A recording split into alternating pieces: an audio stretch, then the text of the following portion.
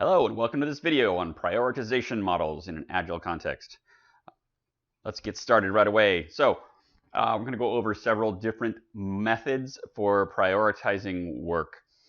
These are typically used by the product owner or product manager who's trying to figure out, which features do we do first, what should we do next, how do we prioritize the work. Some of them are more engaging of groups of people, and some of them are less engaging of groups of people. Really, there's a separate module where we'll talk about decision making in groups and individual decision making and different models for doing that.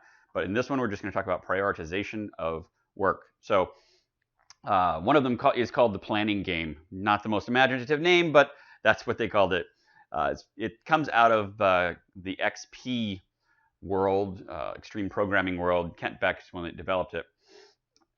You divide up all of your features, all of your story cards into 3 groups. The system will not function without this. And then the next group is things are less significant, but still they're important, high value things. And then the third group is nice to haves. And that's it. You just divide them up into 3 piles and have a discussion about which ones go in which pile. That's the process. Another way of doing that, these are all similar, very, very similar. There's a couple of different versions of this, is 100 points. So each of the stakeholders in your group, this is a group decision model, each of the stakeholders in the group gets 100 points. And you get to put those points on each of the stories.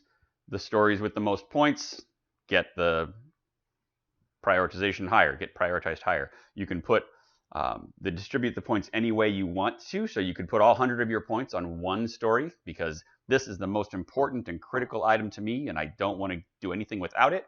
Or you can distribute it evenly across all of the things. It's a really good model, but it really only works once, because if you do this twice and people can actually see how it's done, now you might be able to do it with a blind voting, but if you do it with a voting where people can see, then what happens is you get bias toward the leaders or towards the most influential people in the group, which you want to try and avoid in all of these models. You want to actually get people's real opinions about things. So it's really only valid for one round. The second round is biased based on the first round. So the next one is giving out Monopoly money. It's pretty much the same thing as the last one.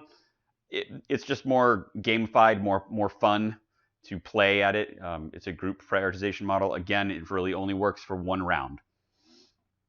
Moscow, it's it's almost identical to the very first one, but you'll hear it used, Moscow. It's just an acronym with O's added to it. So it's you divide it up into 4 different piles: must have, should have, could have, would like to have, and that's your prioritization. Pretty simple and straightforward model.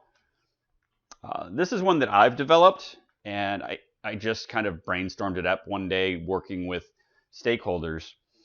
I called it the 5 tries, 5 circles, 5 iterations, whatever words you want to call it. You sort all of the requirements into 3 or 4 piles, either based on the Moscow or the Kent Beck planning game, whichever model you want to do.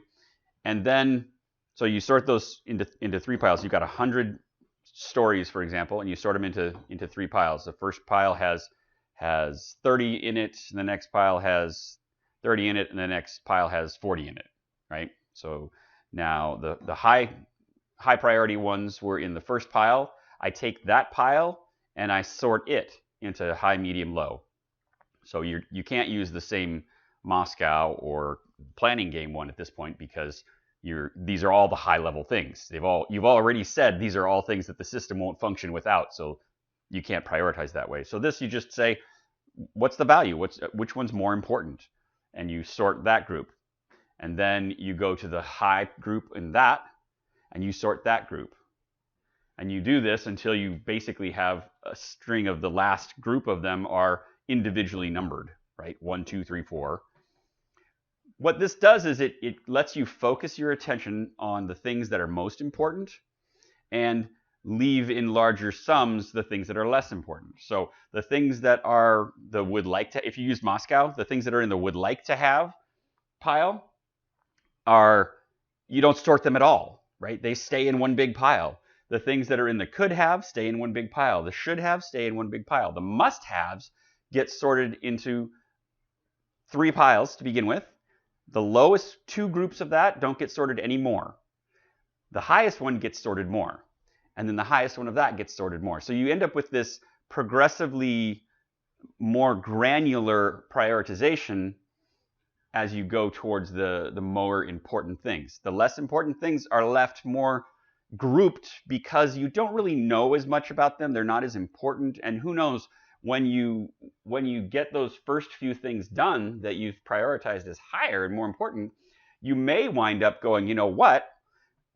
The priority of these next things shifts around. And if you had spent a bunch of time trying to prioritize everything, you would have wasted a whole ton of time. Again, we're wanting to do just in time when it comes to our planning. So this is an approach that allows you to just in time planning, more granular with the high priority stuff, less granular with the low priority stuff.